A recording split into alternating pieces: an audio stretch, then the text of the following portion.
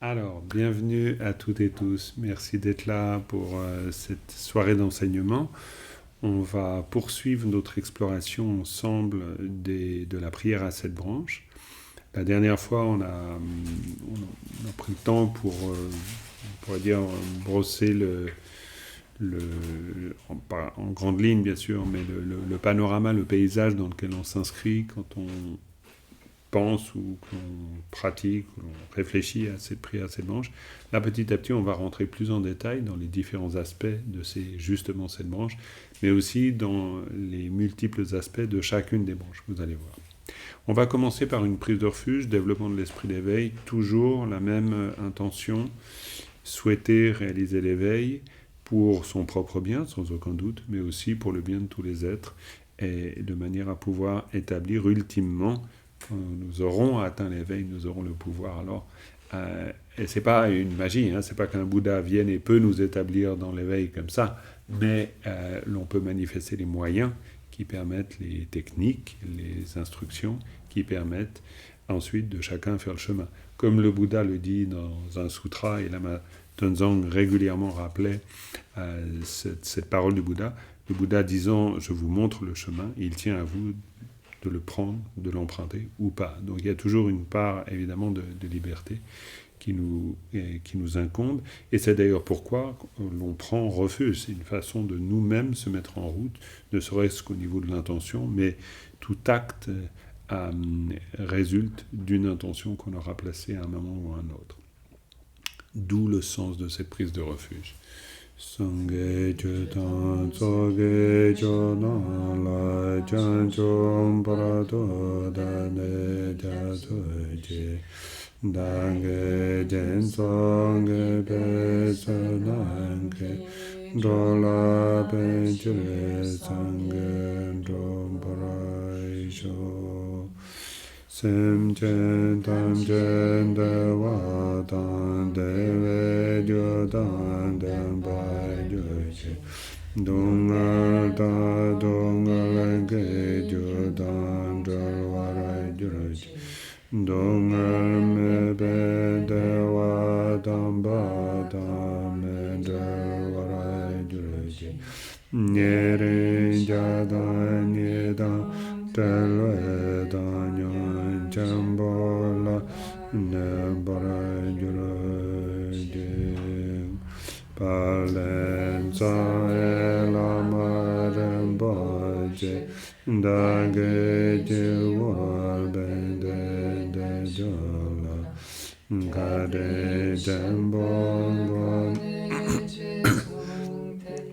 Koson toge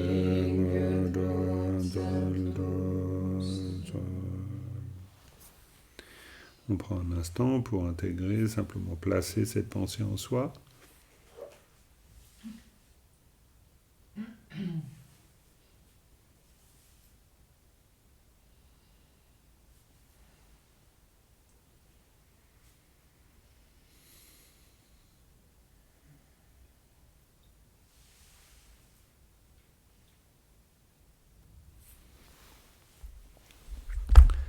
Voilà.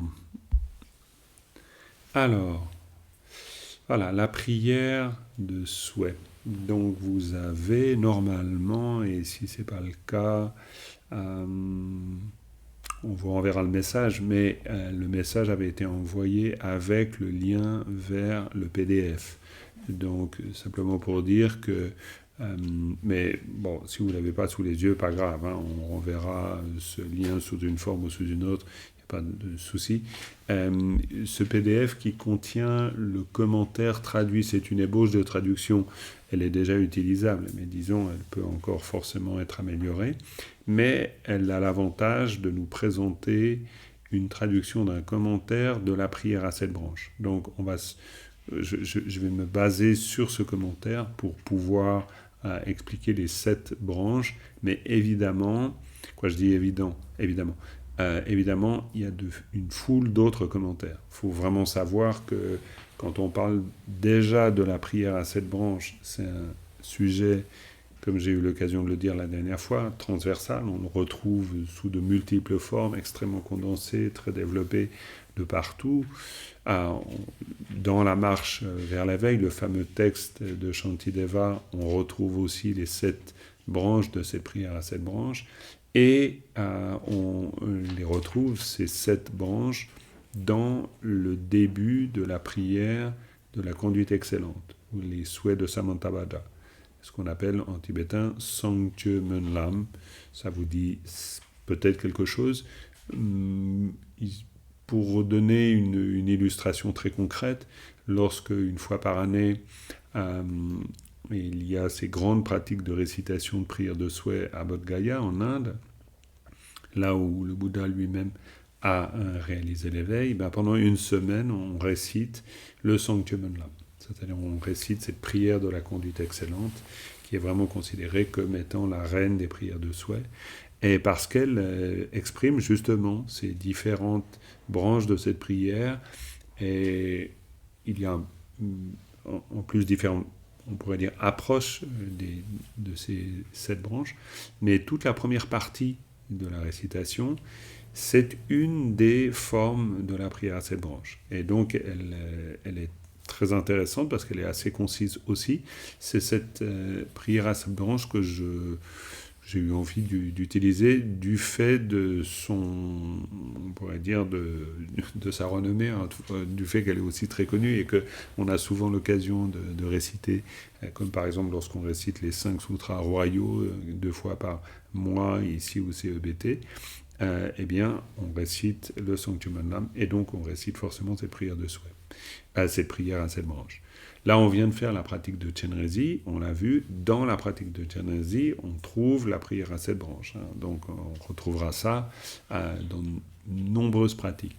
Je rappelle un point extrêmement important qui donne en fait tout son sens à la présence de cette prière à 7 branches dans toute forme de rituel, que ce soit une prière d'aspiration, comme le Sangche Menlam, ou une prière à connotation tantrique, peut-on dire, comme la pratique de Chenrezig. Le but, c'est de développer les meilleurs, on pourrait dire, les éléments qui vont faire de nous le meilleur réceptacle. En tibétain, on utilise le terme de ne, tu, ne pas. Ne, c'est le réceptacle dans le sens où nous sommes en quelque sorte toujours réceptacle de quelque chose, dans le sens où on utilise cette métaphore des instructions qui sont contenues dans un vase. Ce vase est versé dans le récipient que nous sommes. Le récipient dans le sens du le contenant, non pas le contenu. Donc, nous sommes dans la nécessité de se transformer en le meilleur réceptacle possible. Pourquoi est-ce qu'on dit ça ? On dit ça parce qu'en fait, si on ne se prépare pas d'une certaine manière à recevoir, ou tout simplement si on ne fait pas en sorte de devenir ce réceptacle, il est difficile de pouvoir développer ou de pouvoir porter à maturation les instructions que nous allons recevoir. Pour le dire vraiment de manière très simple, si on prend un récipient et que, imaginons, on veut faire une soupe, donc on va prendre évidemment un récipient pour cela. Si, ne faut pas que la soupe soit trop ordinaire, mais si on veut faire une bonne soupe, on a besoin d'une bonne casserole, en fait. Donc, pourquoi ? Parce que c'est une condition absolument nécessaire. Mais au sens symbolique aussi, si on veut le représenter, et d'ailleurs dans une dimension plus symbolique, on pourrait parler du creuset. On pourrait parler du creuset alchimique, hein, par exemple, c'est-à-dire le creuset dans lequel la matière va être mise à ébullition, portée à ébullition, va être transformée. Et du fait de cette transformation, il va y avoir évidemment cette transformation de l'argent en or, par exemple, dans cette version alchimique. Pour dire que nous sommes ce creuset, alors ça c'est dans la tradition occidentale, ésotérique, mais c'est important, parce qu'on retrouve cette idée du creuset dans l'idée du réceptacle. C'est-à-dire que les instructions sont reçues en nous, et ensuite elles vont être métabolisées. Ça, c'est hyper important. Elles sont métabolisées par notre pratique, par notre réflexion, par notre contemplation, par notre pratique spirituelle en définitive. Elles sont comme triturées, digérées, transformées, métabolisées, et ensuite, eh bien, de ces pratiques, de ces instructions qui sont ainsi métabolisées, eh bien, elles vont pouvoir se manifester sous la forme de la réalisation. Donc, on est vraiment dans cette image du réceptacle, considérant que si le réceptacle n'est pas, en quelque sorte, à la hauteur de ce qu'il doit réussir à transformer, ben, il ne peut pas y avoir de transformation. C'est-à-dire que cette métabolisation, elle dépend de la qualité du réceptacle.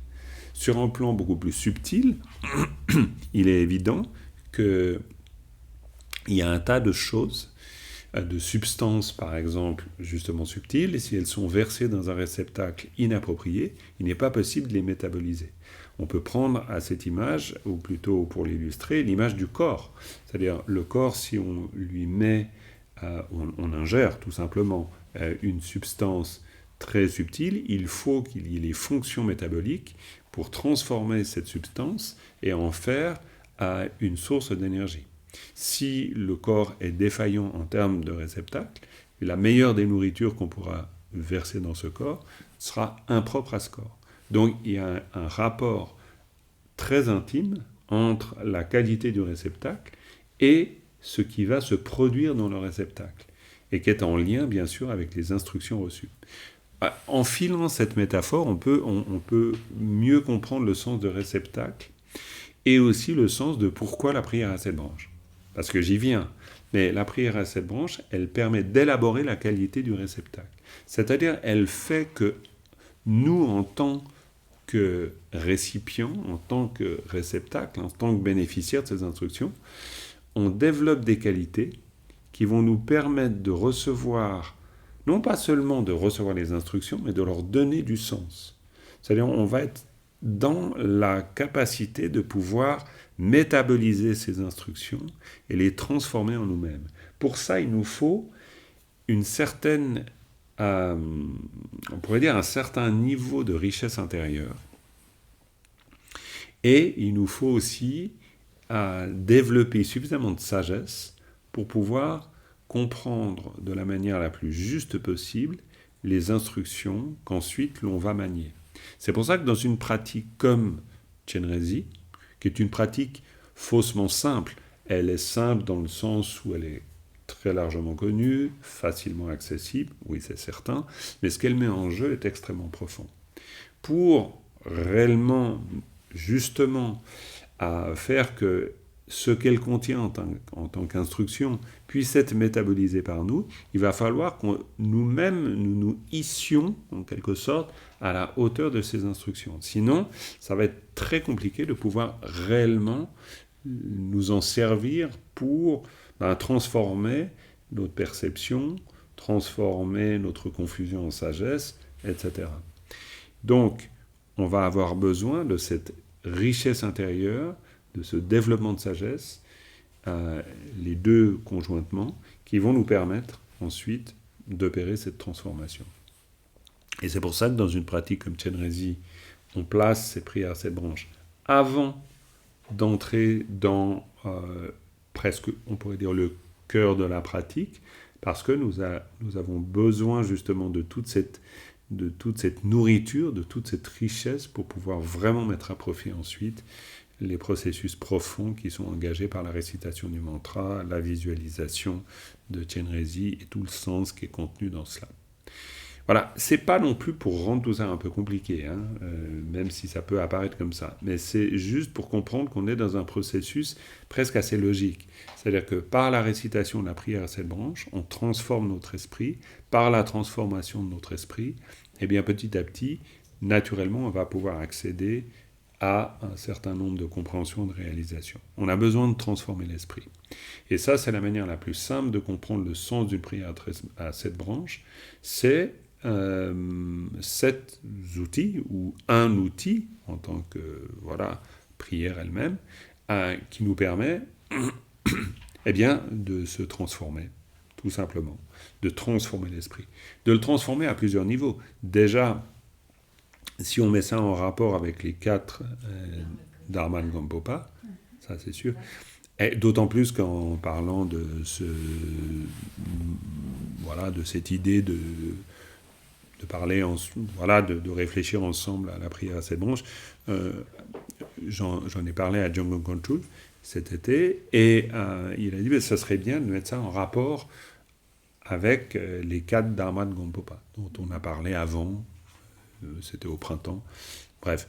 Alors, si on prend le premier dharma, c'est tourner son esprit vers le dharma, ou alors faire que le dharma aille dans le sens du dharma. Encore une fois, c'est vraiment l'idée d'une orientation. On décide d'orienter son esprit en direction du dharma. Chö Sudrowa ou Lo Chö Sudrowa. Non, c'est vraiment ça. Donc, parce qu'il y a 2 sens, en fait. Simplement, le sens commun, c'est notre esprit qui tourne vers le dharma, mais le sens originel de la formule, c'est le dharma qui devient le dharma. Ça, c'est le premier dharma de Gampopa. Bref, pourquoi je mentionne ce premier dharma? Pour dire que par cette prière à 7 branches, on opère ce mouvement intérieur. C'est-à-dire, on va se tourner. Alors, évidemment, au sens figuré. On n'a pas besoin de se tourner vraiment. Bien que vous allez voir, on peut jouer sur les 2 plans. On peut jouer sur le sens propre et sur le sens figuré. Mais de manière très claire, intérieurement, on se tourne vers le dharma. On le voit dans la première branche. La première branche, et là on va la prendre tout de suite. Je vais sauter un petit peu les débuts du commentaire, ils ne sont pas inintéressants du tout, mais le commentaire nous fait assez vite arriver à la prière elle-même à 7 branches. Ce qui peut être intéressant par rapport à la prière, je vais juste voir, il y a un passage.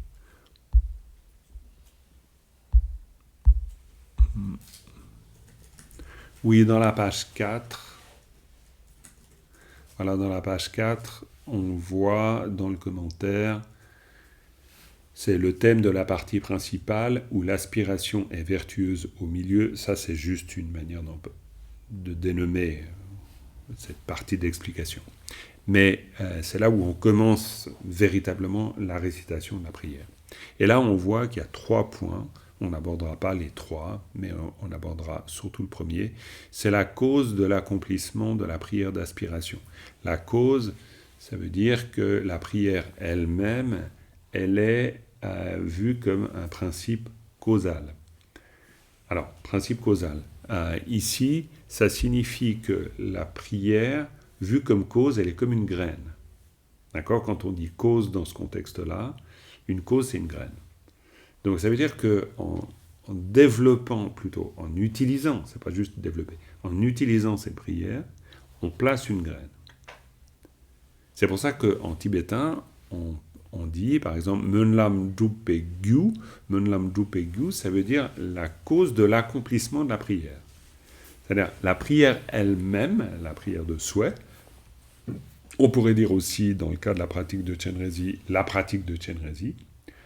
Elle va avoir comme cause de l'accomplissement la fameuse prière à 7 branches. C'est-à-dire la prière à 7 branches, elle nous sert comme, on pourrait dire, un engrais qui va faire pousser la graine. Littéralement en tibétain, Menlam Drupe Gyu, ça veut dire la cause qui nous permet d'accomplir la prière de souhait. D'accord? Donc c'est pour ça qu'on place dans la construction même de la prière, on place cette prière à 7 branches au début. On la place au début parce qu'au début, on a besoin de placer cette graine qui va nous permettre ensuite de vraiment accomplir tout le sens de ce qu'on va réciter par la suite. Le Sanctum Menlam, ou la prière de conduite excellente, est assez long. Si en la récitant tranquillement, on peut largement prendre 15 minutes, 20 minutes pour la réciter, donc elle est assez longue. Elle contient une foule d'instructions. Pour que tout ce qui est contenu prenne complètement son sens, donc on va utiliser cette prière à 7 branches, qui vraiment est vue comme cause. Alors après, on précise, cause de quoi? Cause de l'accomplissement de la prière, ça on l'a vu, mais c'est donc les étapes de la pratique de l'accumulation et de la purification. Quand on parle accumulation et purification, c'est bien sûr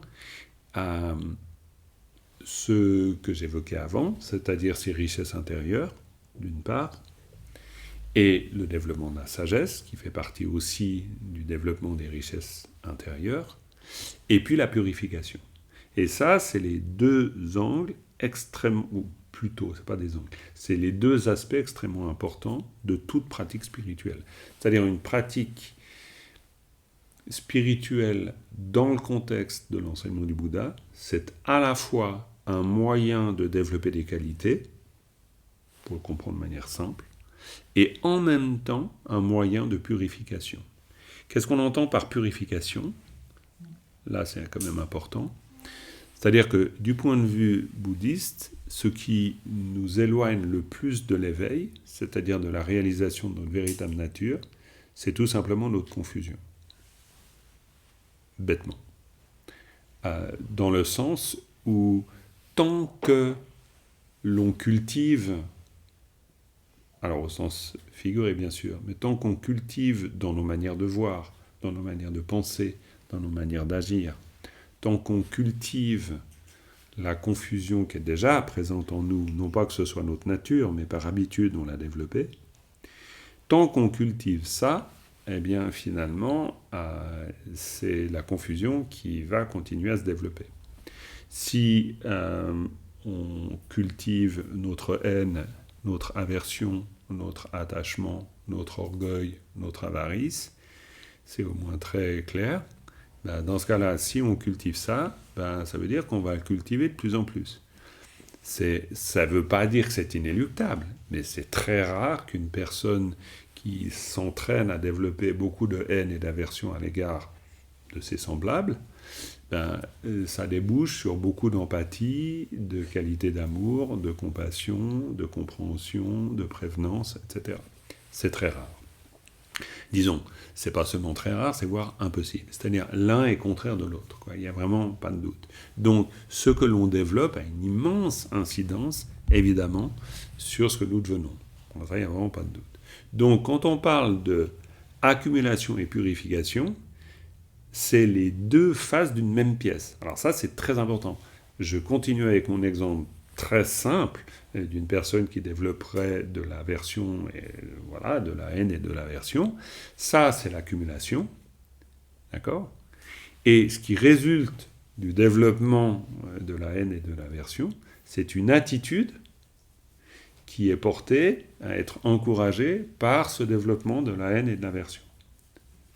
Si on va dans l'autre sens, c'est-à-dire que si on développe, on va dire, une attitude spirituelle à l'égard de ça. Donc ça veut dire que toutes les qualités d'amour et de compassion font partie de l'accumulation, c'est-à-dire des qualités que je développe, et du même coup, plus je développe ces qualités, plus vont naturellement se purifier toutes les tendances qui sont des tendances entre guillemets, impures.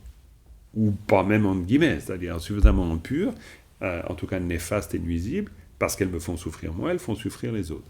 Alors, pour le redire encore autrement, plus je développe des qualités, plus décroissent mes défauts. C'est aussi bête que ça. Mais par contre, c'est un processus psychique aussi, il n'est pas bête, il est simple, il est facile à comprendre, mais il est par contre le levier fondamental à partir duquel on va pouvoir s'engager dans une transformation spirituelle. Et la prière à 7 branches a pour but cette transformation spirituelle.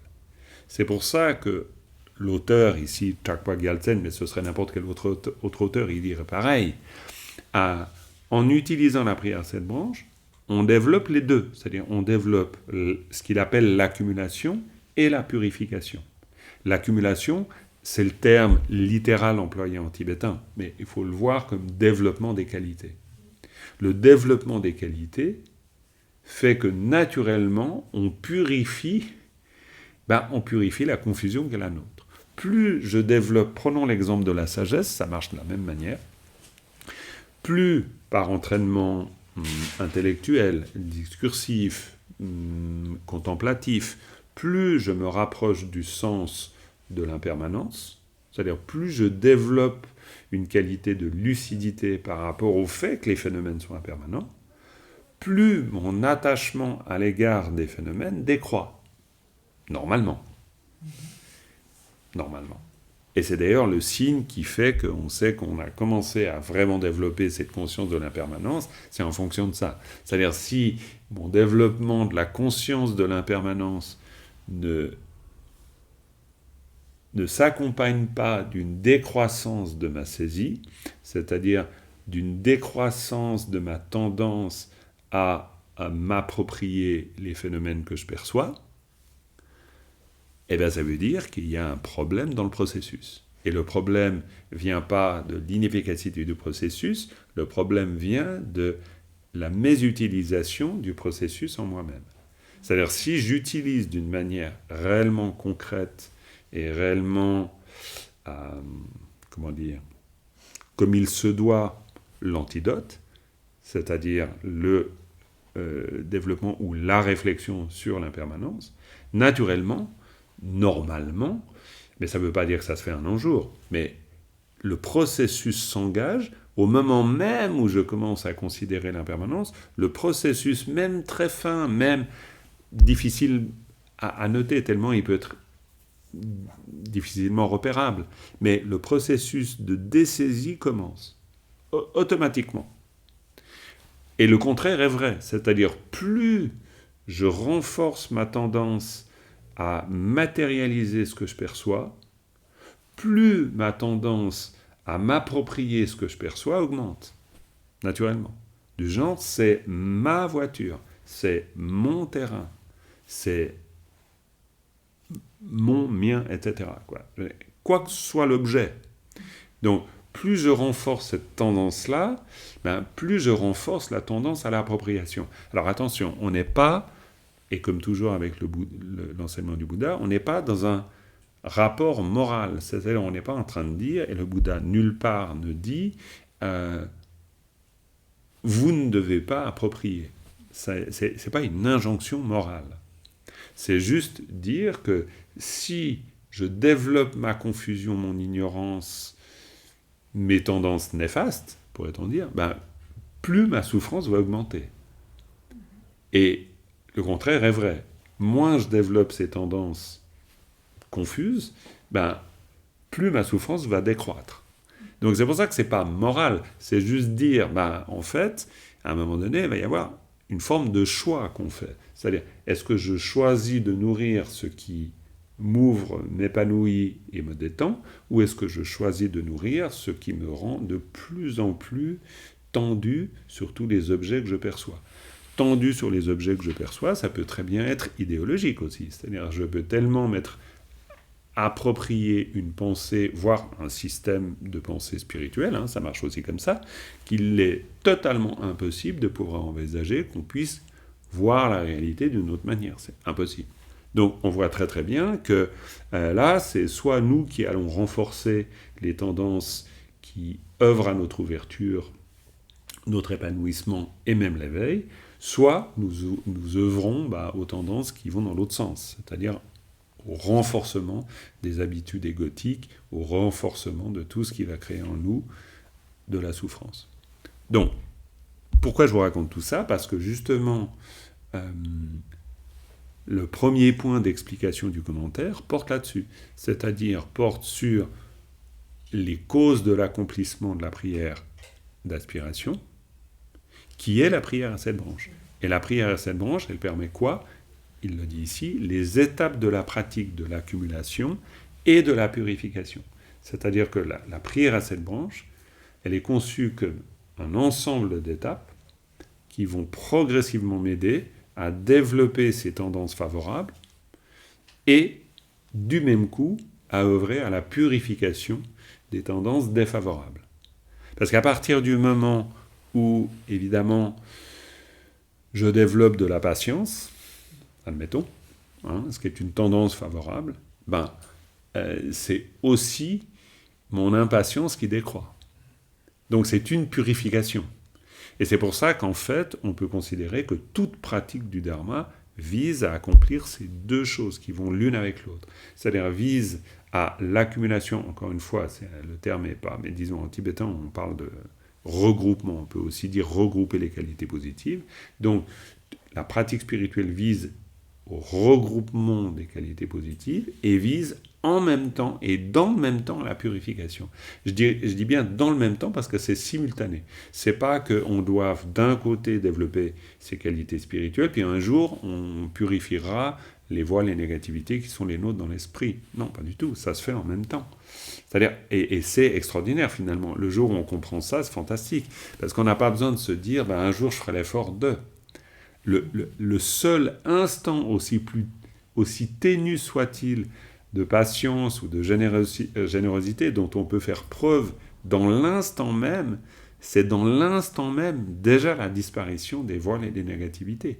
Évidemment. Pourquoi ? Parce qu'à ce moment-là, au moment où on a développé ces qualités, et au moment où on les développe, il n'y a plus de place pour la confusion. C'est-à-dire, à l'instant même où je développe, par exemple, cette qualité de patience,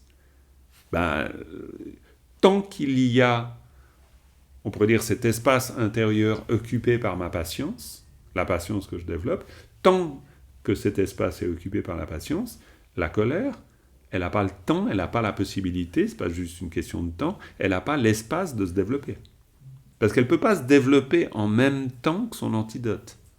C'est pas possible. Donc c'est pour ça que c'est un processus de métabolisation extraordinairement puissant, dès lors qu'on comprend ces 7 branches de cette prière, cette branche, parce qu'on va, à travers ces 7 branches, on va œuvrer à l'accumulation et la purification. Et j'insiste un peu, mais elle se fait simultanément. Ça, c'est un point, on pourrait dire un peu technique, voire philosophique, mais extrêmement important.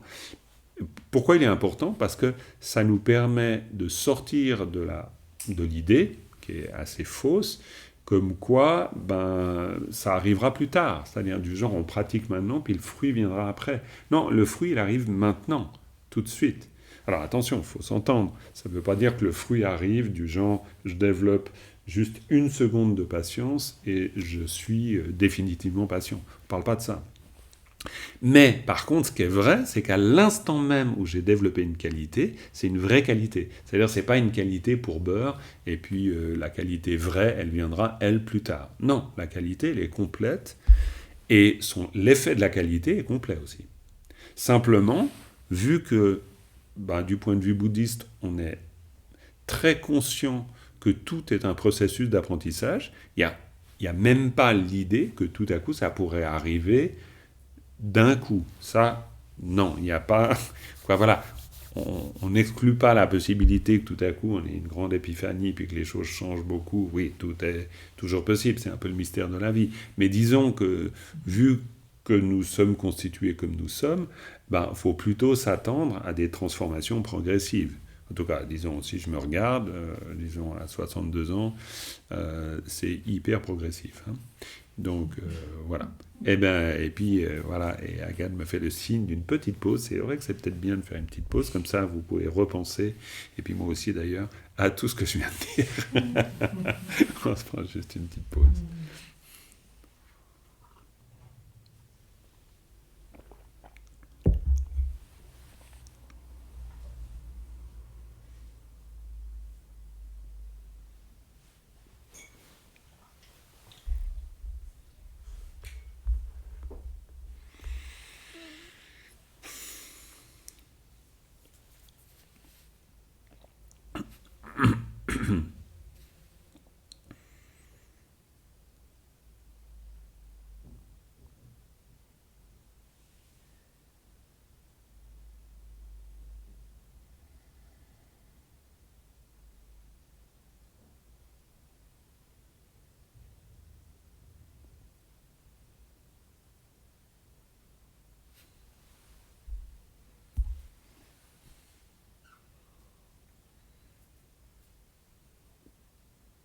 Je vois que Geneviève note, je te laisse finir de noter.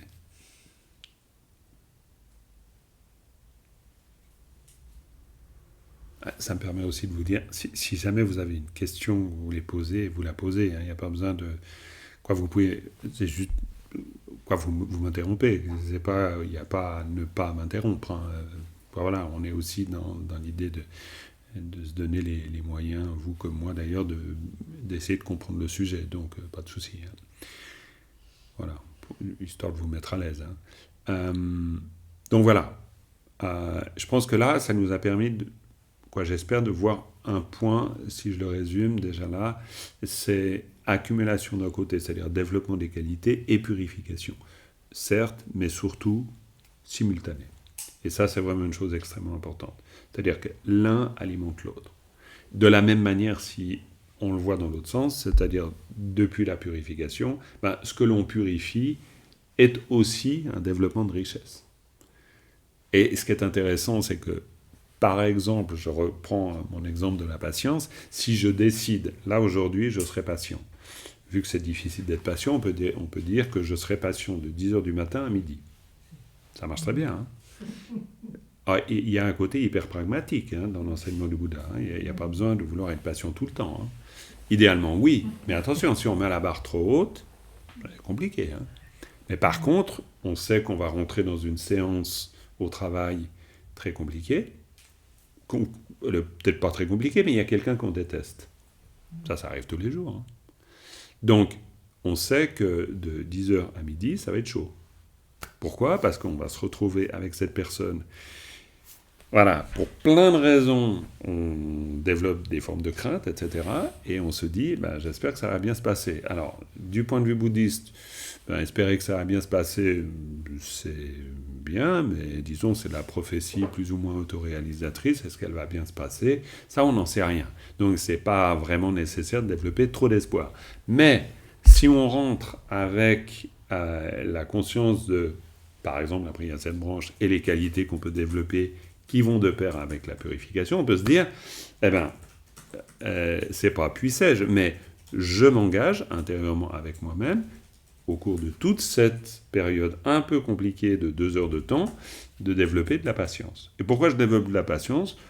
Pas pour passer pour celui ou celle qui est le premier de la classe, ça n'a rien à voir, et c'est un point hyper important, je décide de développer de la patience parce que je suis conscient que j'agis sur la purification. Ça, c'est pour ça que c'est hyper important.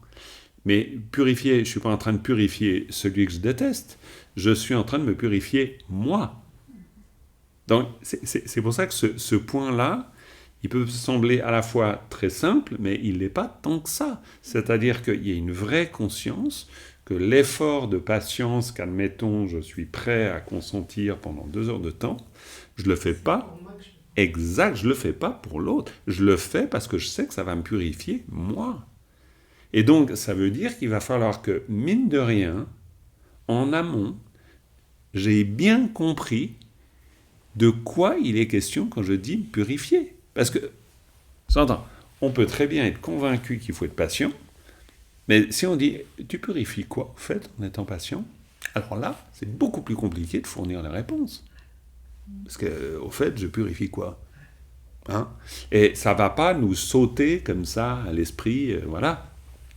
C'est pour ça, rappelez-vous, on reprendra forcément ce sujet, il y a chaque fois, avec chacune de ces branches, il y a des antidotes. Il y a une dimension antidote. Donc, la dimension antidote, c'est, on pourrait dire, le pouvoir purificateur de la branche sur ce que l'on veut purifier. Du genre, si je développe de la générosité, je purifie quoi ? Pour le dire très simplement, je purifie mon avarice. Mais là, on pourrait dire c'est encore moral. Du point de vue bouddhiste, je purifie le nœud qui me retient. Ça, c'est beaucoup plus intéressant. C'est-à-dire que le problème de l'avarice peut être vu comme un problème moral. Ah, quel avare. Oui, mais quelqu'un qui est avare, c'est quelqu'un qui ne peut pas lâcher. C'est quelqu'un qui ne peut pas offrir non plus. Ça veut dire que c'est quelqu'un qui est dans la crainte. C'est quelqu'un qui va, pour plein de raisons, avoir énormément peur de tout ce qu'il ne contrôle pas. Donc, du coup, il est impossible de donner.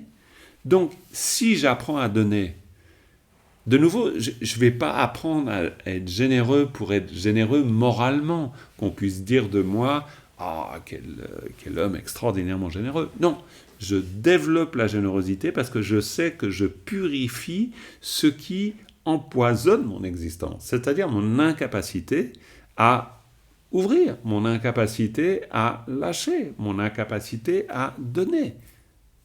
Il y a une question ? Il y a deux questions. Deux questions. Allons-y avec les questions. Yves en premier et Martine en deuxième. Alors, Yves, Martine. Yves, je t'écoute.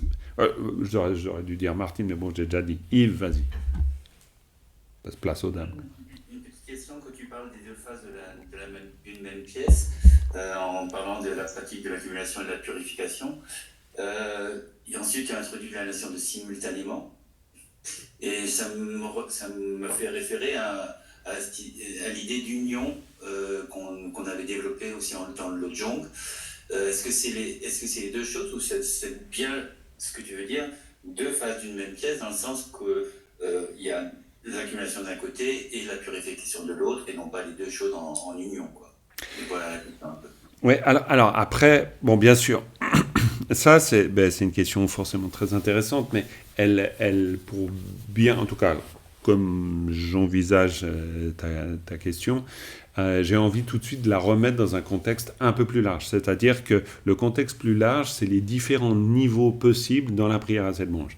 Alors, ces différents niveaux sont tout à fait envisageables. On les verra peut-être progressivement.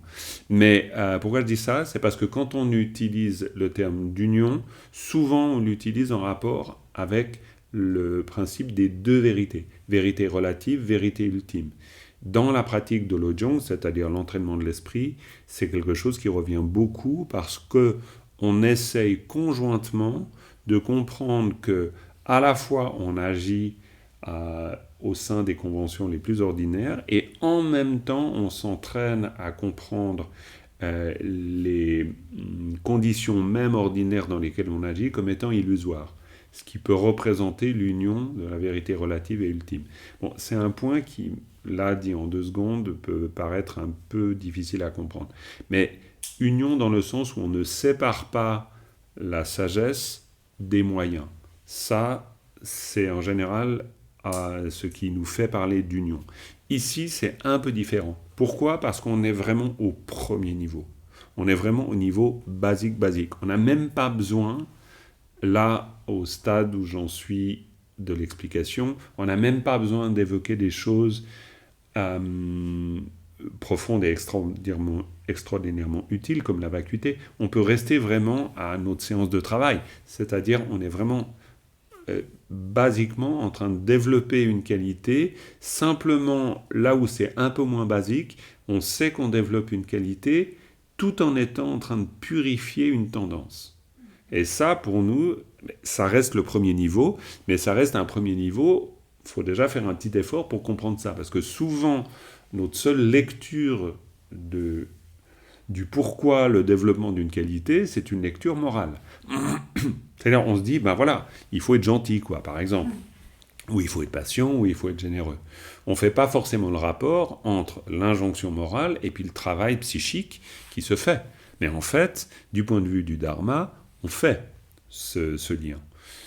On ne le fait pas parce que c'est une psychologie orientale, mais on le fait parce qu'on est en train de travailler sur la trame qui nous constitue, c'est-à-dire nos tendances. On est toujours très lucide et conscient qu'on ne peut pas agir en tant qu'individu hors du cadre des tendances qui sont les nôtres.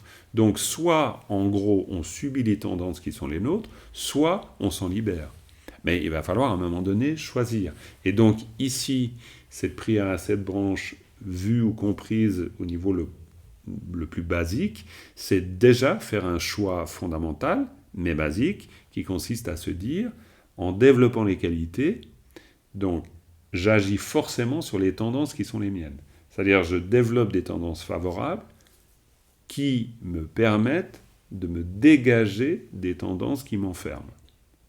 Donc, c'est pour ça que ce n'est pas tout à fait en union, ça n'a pas immédiatement un sens ou un rapport avec l'entraînement de l'esprit, même si c'est un entraînement de l'esprit, au sens très large. C'est-à-dire que je conçois aussi, mais je consens à l'utilisation d'une attitude, par exemple la générosité ou la patience, en étant très lucide et conscient que l'emploi de cette attitude va me permettre de me dessaisir ou de me libérer d'une tendance enfermante. En clair, c'est ça. Mais bon, là, on n'en est qu'au premier niveau de la prière à 7 branches. Puis encore, on n'a même pas fait la première branche. Donc, voilà. Mais allons-y tranquille, parce qu'on n'est pas pressé. Martine, je ne sais pas, j'espère, Yves, que j'ai répondu ne serait-ce qu'en partie à ta question. Et puis sinon, on pourra reprendre. Parfaitement. Ok. Parfaitement. Ok. Juste Oui. pour compléter sur la question Oui. d'Yves, est-ce que c'est comme ce que disait la Matonzong, que c'est quand il avait dit c'est comme un jardin, tu as des mauvaises herbes et des bonnes herbes, ça sert à rien d'essayer d'arracher les mauvaises herbes, mais si tu fais pousser les bonnes, au bout d'un moment elles prendront toute la place. Bien sûr. Là, on pourrait dire qu'on est dans ce premier niveau. C'est ça. Alors, évidemment, ce premier niveau, lui-même, bien d'accord, c'est pour ça que c'est un peu intriqué, mais ce premier niveau, il est lié aux niveaux les plus profonds. Parce que, juste pour vous donner un aperçu du niveau le plus profond, mais il est intéressant. Le niveau le plus profond, c'est quoi? C'est la vacuité. La vacuité, ça veut dire que les phénomènes sont libres d'existence propre. Alors là, on pourrait se dire, oula, ça devient philosophique. Mais c'est très simple. Si, admettons, je crois qu'une tendance, elle est une fois pour toutes établie et qu'elle me définit d'une manière absolue, je ne peux pas envisager sa transformation. C'est impossible. Donc ça veut dire que je dois avoir un arrière-plan philosophique fondamentalement présent, même si je ne suis pas conscient de cet arrière-plan philosophique, pour pouvoir envisager que justement les mauvaises plantes, c'est une image, vont devenir des bonnes plantes parce qu'il va y avoir une métabolisation qui va faire que ça se transforme. C'est-à-dire il y a une transformation du terrain. La transformation, alors j'allais dire du point de vue bouddhiste, mais c'est pas bouddhiste, la transformation ne peut se faire que parce qu'il y a de la vacuité. S'il n'y a pas de vacuité, il n'y a pas de transformation.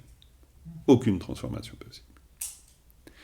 Et ça, c'est vraiment hyper important. À un moment donné, je ne dis pas tout de suite, mais à un moment donné, il va falloir quand même le comprendre. Pourquoi? Parce que, et là on pourrait rejoindre la question de l'union, parce que en fait, dans le fond, en sachant ça, je sais que c'est possible. C'est-à-dire, je sais que les tendances qui peuvent m'apparaître les plus solides, elles ne le sont pas. Et le fait de m'en souvenir, ne serait-ce qu'intellectuellement, m'aide énormément à envisager la possibilité d'apparaître autrement, en fait.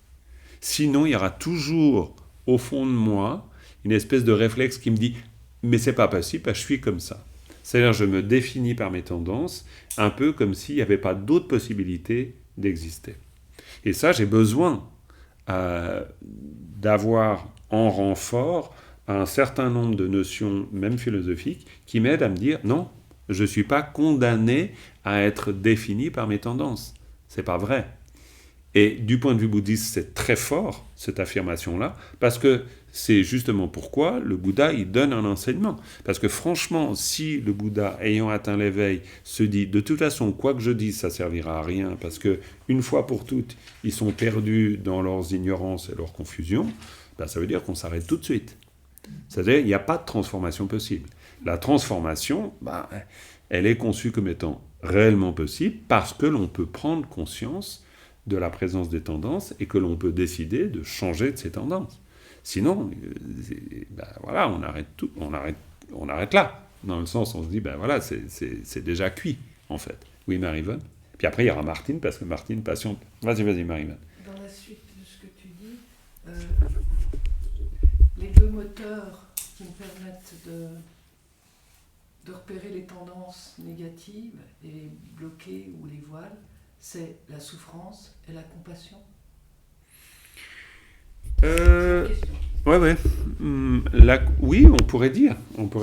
Ben, en fait, oui, parce qu'il nous faut les deux, c'est sûr. Mais on pourrait le dire de manière encore plus simple. C'est-à-dire que, mais on peut le dire comme ça. Mais on peut le dire en disant, ben, dès lors, quand par exemple on se remet dans la séance de travail de 10h à midi, à partir du moment Alors là, ça veut dire qu'il y a eu une petite révolution copernicienne avant. Mais à partir du moment où je sais que celui qui souffre, c'est-à-dire moi, souffre de la tendance qui est établie en moi, et c'est là où il y a la révolution copernicienne qui doit être intervenue, parce que ça veut dire que je dois admettre que c'est pas la présence de l'autre qui me rend la vie difficile, c'est l'absence de ressources qui me bloque dans cette situation. Et ça, va falloir que je l'admette. Et ça, évidemment, c'est une révolution copernicienne, parce que c'est pas la moindre des choses. Je peux passer ma vie entière à penser que mon incapacité à progresser vient des conditions extérieures, le monde, les autres, l'époque, voilà.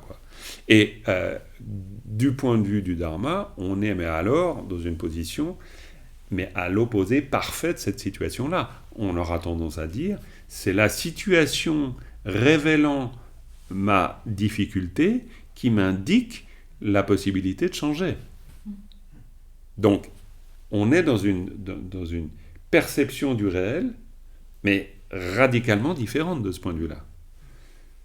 Donc, en fait, ce qui me pousse, et c'est pour ça que le Bouddha, dans les 4 vérités des nobles, ou 4 vérités des êtres nobles, quand il parle de dukkha, de la souffrance, il dit c'est la chose à connaître. Il ne dit pas juste c'est la souffrance.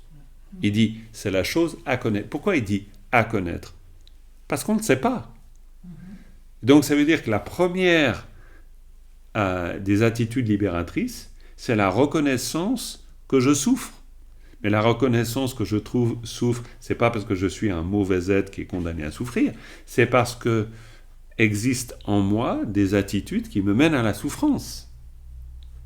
Deuxième vérité des nobles, cause de la souffrance. Donc je dois me rendre compte, et ça c'est la première des vérités, qu'il y a des situations où j'éprouve du mal-être, de la souffrance, de l'agacement, n'importe, quelle que soit la figure ou le visage de cette souffrance.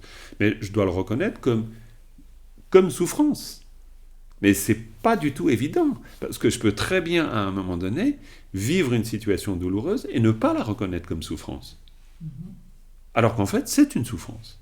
Je peux même vivre une situation joyeuse et ne pas la reconnaître comme souffrance. Ah ouais, non, là, Alors ça, bien sûr, mais ça c'est très complexe. Déjà, les situations difficiles, c'est déjà pas mal. Après, et, bien sûr, non, parce que bien sûr qu'on peut aussi développer des formes d'attachement très subtiles à l'égard d'une situation agréable. Bon, de toute façon, c'est infini. Dès lors qu'on parle d'une exploration intérieure, on n'a jamais fini. Mais là, voilà, le basique, c'est de se dire, l'accumulation, c'est le développement des qualités. Le développement des qualités, eh bien, l'effet immédiat du développement, c'est la disparition de la tendance qui préside à vivre la situation comme douloureuse. Martine, tu voulais intervenir? Je voulais simplement dire, ce que tu as expliqué après, c'est qu'on ne peut purifier que les tendances dont on a conscience, en fait. Et il y a un énorme travail à faire d'abord là-dessus, avant d'essayer de purifier quoi que ce soit. Si on ne sait pas, on ne connaît pas nos défauts, si moi je dis je suis jamais en colère, je purifierai jamais ma colère. Exactement, et c'est pour ça que, mais c'est très juste ce que tu dis, et c'est pour ça que ça donne complètement raison à l'explication, alors on ne peut plus traditionnelle des 4 vérités des nobles, parce que honnêtement, dans cette explication traditionnelle, on insiste, mais vraiment on insiste sur le fait que la souffrance est à connaître. On doit l'identifier comme. Et vraiment, ça, c'est l'explication traditionnelle. Et c'est, du point de vue psychique, exactement comme tu viens de le dire. Je peux très bien vivre des situations qui sont douloureuses pour moi et ne pas les identifier comme douloureuses. Par exemple, je peux être en colère. Moi, ça m'arrive tous les jours, quoi. Peut-être pas tous les jours, mais disons, ça m'arrive souvent, quoi. Ça m'arrive, quoi. Voilà, comme tout être ordinaire, que voilà. Je peux très bien être agacé par une situation. Au moment de l'agacement, je ne l'identifie pas du tout comme une souffrance. Je peux complètement être persuadé que je suis fondé à être agacé. Mais ça ne veut pas dire que... En l'occurrence, je n'ai jamais tort. Non, mais quoi, vous voyez le jeu, évidemment. Mais ça veut dire qu'il faut prendre le risque de se dire que mon agacement, d'abord, c'est de l'agacement. ce qui suppose pas mal de lucidité, parce que je peux penser que j'ai juste complètement raison d'être agacé. 2, que c'est une souffrance, et ça va me demander un sacré boulot, parce que je peux très bien penser que je suis agacé, mais que non, je me sens très bien d'être agacé. En fait, non. Ça me fait perdre mes moyens, ça me fait aller moins bien, ça me fait avoir moins de ressources, ça me fait perdre en intelligence, perdre en empathie, perdre en compréhension, perdre en sagesse. J'entends, je suis le premier qui subit, on pourrait dire, les effets délétères de mon agacement. Mais ça va me demander déjà un sacré job, hein, d'avoir un rapport lucide à ça. Et puis, 3e aspect, c'est qu'à partir du moment où je le vois comme une souffrance, ça veut dire que je ne suis plus en train d'essayer de changer l'autre, mais je suis en train d'essayer de me changer moi. Parce que qui souffre dans l'histoire ? Moi, hein ? L'autre, j'en sais rien. Peut-être, parce que peut-être que l'autre est aussi agacé, mais je vois que déjà intervenir au sein de ma conscience me demande un tel effort. Il y a, en tout cas dans le Dharma, vous ne trouverez nulle part l'idée qu'on est en droit, et même plus qu'en droit, en pouvoir d'intervenir dans la conscience de l'autre. Ça, on oublie. Ça, c'est-à-dire, on oublie totalement. Personne ne peut intervenir dans la conscience de l'autre. C'est impossible. On le voit dans les sutras un nombre de fois incalculable, en disant, même le Bouddha interviendrait devant la personne, il ne peut pas changer son karma. Quand on dit pas changer son karma, ça veut dire que par un coup de baguette magique, il ne peut pas, à la place de la personne, être lucide de ses propres enfermements. Non, il peut l'amener à prendre conscience de ses enfermements, à prendre conscience de l'impact réel de la souffrance ou que la souffrance a sur lui. Ça, oui, il peut l'aider à passer cette prise de conscience, mais il ne peut pas faire le travail de désenclavement, de libération. Non, sinon ça se saurait. Sinon, il suffirait d'espérer qu'un jour un Bouddha intervienne, et puis c'est bon, le boulot, il est fait. Non, on pourrait dire, le chemin vers l'éveil, c'est le chemin qu'on parcourt nous. Et puis si on le parcourt, oui, on a toutes les chances d'être éveillé. Ça, c'est une affirmation bouddhiste très claire. Ça ne veut pas dire qu'on ne reçoit pas d'aide, ça ne veut pas dire qu'il n'y a pas d'instruction, ça ne veut pas dire qu'il n'y a pas de bénédiction, et il y a plein de choses. Mais tout cela intervient dans un processus de maturation. Ça n'intervient pas comme une espèce de... Voilà, le coup de baguette magique, ça, c'est pas possible. Donc, la lucidité, elle est fondamentale. Simplement, évidemment, on se rend compte que même dans la vie de tous les jours, être lucide quant à la présence en moi d'une tendance qui me fait souffrir, c'est-à-dire qui m'empêche, temporairement heureusement, mais qui m'empêche de pouvoir envisager la réalité d'une autre manière et donc m'ouvrir à d'autres perspectives, ça va faire partie du travail spirituel.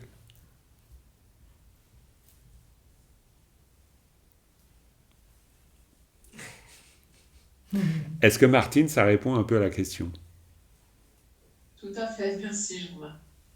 Ok, voilà. On peut s'arrêter là. Il est 20h30. C'est déjà 20h30. Bon, voilà. Je t'ai voyé surpris. Oui, je suis surpris que ça ait si vite passé. Je suis aussi surpris parce que je pensais que j'arriverais, mais chaque fois je me fais choper, en pensant que le premier point serait... on aurait terminé avec le premier point, et en fait je suis resté sur 2 mots, accumulation et purification. Mais en même temps, je pense qu'il fallait ça, parce que on faut vraiment... je le dis pour la 2e fois, c'est le résumé, mais accumulation, c'est-à-dire développement des qualités, va de pair avec la purification, et vice-versa, et simultanément. Et à partir du moment où, là, on a eu cette petite discussion, on voit bien que ça suppose, alors peut-être dans un regard un petit peu plus psychologisant, mais ça suppose un réel travail de lucidité. Ça, c'est complètement clair. Mais la bonne nouvelle, c'est que justement, en étant confronté aux situations qui nous font sortir de nos gonds, on a tout ce qu'il faut pour prendre conscience. Et ça, c'est le côté... Lojong, c'était le côté entraînement de l'esprit, ça c'est un clin d'œil pour Yves, mais pour toutes les personnes qui sont intéressées par ce sujet, en disant les circonstances défavorables sont des alliés pour l'éveil parce que c'est elles qui vont nous permettre de prendre conscience d'un certain nombre de choses. Si je n'étais jamais confronté à mon impatience, je ne comprendrais jamais la vertu qu'il y a à développer de la patience. Si je n'étais pas confronté à mon avarice, je ne comprendrais pas la vertu qu'il y a à développer de la générosité. Donc, c'est face aux situations qui me limitent que je vais vouloir m'en libérer, automatiquement. Voilà, et j'arrête là-dessus, et la prochaine fois, mais je pense la prochaine fois, on abordera la première branche, pas branche, mais branche, la branche de l'hommage, et on verra ce qu'elle veut dire, cette branche de l'hommage. Et je peux déjà vous dire qu'elle nous permet de nous diriger dans la direction de l'éveil, et on verra comment. Voilà, on s'arrête là, avec une dédicace.